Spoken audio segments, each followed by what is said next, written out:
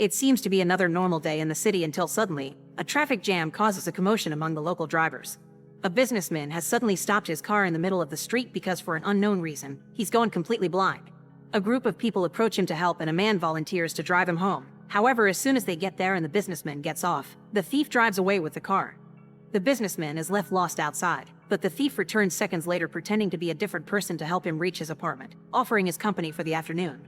This time it doesn't work. The businessman has learned his lesson and kicks the thief out once he's safe at home. A few hours later, the businessman's wife arrives, and as soon as she learns about her husband's blindness, she takes him to see a specialist. Since it's an emergency, the doctor allows them to cut in line and go first. Unfortunately, no matter what machine the doctor uses to check the businessman's eyes, he can't find any signs of damage or illness, which means it must be neurological. The businessman will have to go to a hospital and get some tests done there, although the doctor has never heard of something like this before. After the couple leaves, the doctor receives his other patients, which include a child, a woman with sunglasses, and a man with an eye patch. Meanwhile, the thief is driving the stolen car around town and trying to avoid the cops until he has no choice but to pull over because he has gone blind as well. He ends up going to the police for help, and when an officer takes him to his old home, his ex-wife refuses to let him in. Later in the evening, Sunglasses Woman goes to a hotel, and after asking the bartender for a drink, she joins her client upstairs. Their meeting goes well, but the afterglow is ruined when she suddenly starts freaking out as her vision goes white too. The doctor goes home to have a lovely dinner with his wife, and all goes well until they wake up the next morning and he also finds himself unable to see. They call the hospital to warn them about a possible infection going around, and they're relieved because the child is there too, unable to see as well. Soon cases of sudden blindness begin appearing all over the city, and the government begins taking the first steps to stop it. The doctor's office is closed by the authorities, and the doctor himself is taken away to be quarantined. His wife can't stand the idea of being away from him, so she decides to lie and pretend she's blind too in order to be quarantined with him. The couple is taken to a derelict asylum, which is completely empty and not even other doctors will be staying there with them. Each ward has a phone to contact the guards outside, but it can only be used for emergencies, and each ward must have a representative as the only person that can use it. Soon, more people start arriving, like the thief, the sunglasses woman, the kid, and the businessman. The doctor and his wife agree to keep her sight a secret, and by pretending she explored and memorized the place when they arrived, the doctor's wife becomes a guide for everyone when they need help with things like going to the bathroom. During their first trip out of the room, the thief walks behind Sunglasses Woman and gets a little too handsy, which makes her respond by kicking him in the leg. Her heel causes a serious wound that the doctor and his wife end up bandaging with a shirt, because there's no first aid kit around. Later, the doctor's wife can't sleep, thinking about a possible infection of the thief's leg and afraid she may wake up blind too. The doctor tries to get frisky with her, but she prefers to take a walk to deal with her worries. The next morning, more people arrive, and the businessman gets to reunite with his wife while the kid laments that his mother hasn't shown up yet. The doctor and his wife try to talk to the guards and ask for help for the thief's leg, but the guards don't cooperate. They just point their weapons at them and make them return to their room under threat. Sometime later, they receive their first box of food, which is as bad as a school or prison cafeteria. There's also not enough of it. The doctor's wife tries using the emergency phone to ask for more food and a first aid kit, but nobody picks up her call except for an answering machine where she leaves plenty of messages. Weeks start to pass, and each day, more and more infected people are sent to the asylum. The doctor's wife ties a cloth line between wards as a guide, and the doctor is chosen as representative of Ward 1, but keeping order soon becomes impossible. Since everyone is blind, they soon stop caring about tidiness, and people begin wandering around without clothes and relieving themselves in the middle of the hallway. The businessman tries to keep his mood up by chatting with his wife about their young days, but his wife can't stand to even think about happier times. One afternoon, the doctor's wife hears a noise and discovers Eye Patch Man has a radio with him that he has been listening to in private. She convinces him to share the news with everyone, since they're all desperate to know what's happening outside. Eye Patch Man explains that there aren't many stations left, but he got the general gist of it. The first 24 hours there were hundreds of cases, which the government simply solved by sending the blind people to the asylum and asking everyone else to stay home. Then, the general public had to watch how specialists around the world got together to have conferences where they used lots of words to just say they didn't know what was going on. Soon even the specialists got infected and the sickness began appearing overseas. People got tired of waiting at home and tried to go outside, but soldiers were on watch and arrested anyone breaking the rules. The city became chaos, especially because car crashes kept happening and even planes began to fall as well. Citizens began getting scared and decided to stay home after all. So now the city is a desert and the government is doing nothing about it because they're blind as well. Days later, a huge group of infected people is brought to the asylum, and the soldiers show how vicious they'd become by shooting a man for simply getting off the line by accident. The sound of the gunshot triggers people's panic and everyone rushes inside by pushing each other without a care and even breaking the doors. The worst part is, the soldiers don't even come to pick up the body. Hoping they can bury it themselves, the doctor's wife requests a shovel, which the soldiers throw in the middle of the yard without moving from their towers. Since the doctor's wife is still pretending to be blind, she asks for directions, and the soldiers mess around with her until she finds the shovel and gives them the finger. Meanwhile, the doctor is trying to communicate with the representatives of the other wards to coordinate the burials, since 2 more people have gotten shot. He also wants to discuss the fact one of the wards is taking more food than their fair share. The bartender gets tired of hearing the doctor act as a leader and declares himself king of Ward 3, his first order being that his ward can eat all they want before they even consider helping with the bodies. Later, the doctor's wife goes to check on the thief, who has a fever because his legs got a serious infection. She tries to stay supportive, but the thief suddenly threatens her as he reveals he knows she isn't blind, causing the wife to rush back to her husband and finally have a breakdown. The thief can't stand the pain anymore, and waiting for things to end naturally is just an exercise in agony, so he drags his body outside and lets the soldiers shoot him.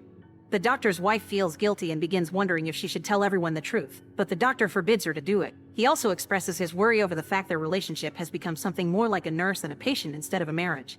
Sometime later, the bartender manages to find the asylum's administrative office with the help of the accountant, a fellow Ward 3 member that has been blind since he was born, meaning he has a better grasp of how to live like this. Using the PA system, the bartender announces he'll take control of the whole asylum as its king, and the first new rule is that people will have to pay for their food. This rule isn't well received, and soon there's chaos near the food storage as everyone fights to get access, so the bartender reveals his secret card. He managed to keep a handgun with him when he was brought to the asylum. With a warning shot, he sends everyone back and takes control of the food storage, announcing they'll be guarding it all day long and threatening to shoot anyone that tries to steal. Some people consider not playing along, but it's too dangerous when the enemy has a weapon. The doctor's wife begins collecting everything she can from the people in her ward, from jewelry that includes wedding rings to anything that they can find in their pockets, although she keeps a pair of scissors that she finds in a woman's bag.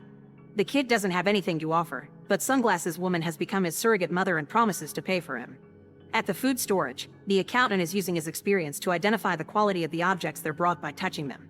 No matter how expensive the jewelry is though, the bartender only assigns a couple of boxes per ward and threatens anyone that dares to complain. People find themselves having to share one-person meals, and the doctor keeps to himself, not in the mood to keep his leadership kindness up when he feels like a failure. Sunglasses Woman approaches him to comfort him, reminding him there's nothing he can do against a gun, and the 2 of them end up getting frisky on the floor. The doctor's wife finds them while they're finishing, but instead of making a scene, she tells Sunglasses Woman that she can see, asking her to keep the secret and letting her own guilt do the rest. A week later, once everyone in the asylum has run out of things to pay with, the bartender announces that they'll take service from women in exchange for food. The doctor's wife goes outside to demand to know why new rations haven't arrived, and the soldiers explain they've given them all they have, so rationing is up to them. An argument begins around Ward 1 deciding on how to proceed, and the doctor cuts it short, pointing out it's not up to them to make the women do anything. If anyone wants to volunteer, it's up to them, but there won't be any judging or pressure from anyone else. After lots of thinking, one of the women finally volunteers, inspiring others like the doctor's wife and Sunglasses Woman to do the same. Businessman doesn't want his wife to go and tries to forbid it, but the wife reminds him she shouldn't be treated any differently and goes anyway. The accountant comes to pick the women up and takes them to the food storage room, where they have the worst night of their lives. The guys are vicious and violent, and one of them goes so far with the manhandling that he kills one of the women. In the morning, the doctor's wife asks for someone else to go and pick up the food because the women have come back with the body in their hands, ready to clean her up and give her the goodbye she deserves. Later that day, the accountant checks a different ward for more volunteers, and he even has the nerve to come to Ward 1 to congratulate them on a job well done, even if one of them didn't move much. It seems they don't know one of the women had been dead and they used her anyway, so the doctor's wife informs him of this, leaving him speechless. All this taunting finally makes the doctor's wife snap and takes the scissors with her to the storage room, where everyone is distracted by the women from Ward 2. Without hesitation, she kills the bartender with the scissors before dragging the girls with her while the accountant realizes what has happened and retrieves the gun, but none of his shots land. On her way out, the doctor's wife makes an announcement of her own. If they don't release the food, more men will die. Now it's her who will be collecting. The doctor worries this will start a war, and he's right. Ward 3 barricades the area and still doesn't release the food. Ward 1 gets ready to fight and recover what is theirs, but before they can do anything, one of the women decides to take revenge. It turns out she's kept a lighter hidden in her pocket all this time, and she uses it to sneak into Ward 3 and start a fire. The flames are quick to spread, killing many men, and before panic can take over, the doctor's wife guides them out of the building. Surprisingly, nobody gets shot because the guards aren't even in their towers anymore. The doors aren't locked either, which can only mean one thing: they're finally free. The doctor, his wife, the kid, eye patch man, Sunglasses Woman, the businessmen, and his wife decide to stick together as they make their way downtown, where they discover society has collapsed. The city has become a post-apocalyptic wasteland where the few people left wander around as they try to survive, attacking each other if they even suspect there can be food in their pockets. Some animals are even feeding on bodies. The doctor and his wife leave the group hidden inside a bar while they go to the nearest market to see if they can find some food. The people there are grasping at the few things that are left on the shelves, but the doctor's wife can see and is able to find a set of stairs that takes her to a storage room while the doctor gathers clothes. After filling a few bags, the wife tries to make her way out, but the people there hear the noise the things in her bags make and jump on her to rob her. Fortunately, the doctor hears this and comes to help, pushing everyone away and putting himself between the crowd and his wife as a shield as they run out of the building. Once they're far enough, the wife takes a moment to get herself together while the doctor goes back to retrieve the clothes he had dropped on their way out, and a cute dog takes the chance to come closer and befriend her. Suddenly, to everyone's surprise, it begins raining, and the wife takes the dog with her inside a church to wait for her husband under a dry roof. The church is incredibly crowded and all the statues have had their eyes covered, yet a priest won't stop promoting the word of God. Outside, people are taking the chance to collect water and wash their bodies since they hadn't had clean water in a long time. The doctor comes back with the clothes and picks up his wife to rejoin the group with the dog following them, becoming their new companion. The group eats some rations inside the bar and decides to stay the night there to rest properly. Then in the morning, they go out again, carefully walking through the city to reach the house of the doctor and his wife, who have offered to share it with everyone. From then on, the group manages to establish a routine. With the guidance of the wife's sight, they clean the apartment and share the doctor's clothes. They only go out when they need to find food, and they collect water and wash whenever it rains. Eye Patch Man wishes to live with them forever because they'd become a family, and the businessman's wife finally reconnects with her husband, sharing some memories of their young days as well. The doctor and his wife also get to reconnect, and now that she isn't overwhelmed with stress anymore, she accepts to get frisky with him again. Weeks later, everyone is getting ready for breakfast when the businessman suddenly starts yelling. In the same abrupt way blindness had come to him, it is now gone and he can see again. Everyone starts celebrating as they understand their bodies can fight off the disease and blindness is temporary, which means hope is back on the table for their futures. Make sure to subscribe and turn on notifications so you can watch more videos like this. Thanks for watching.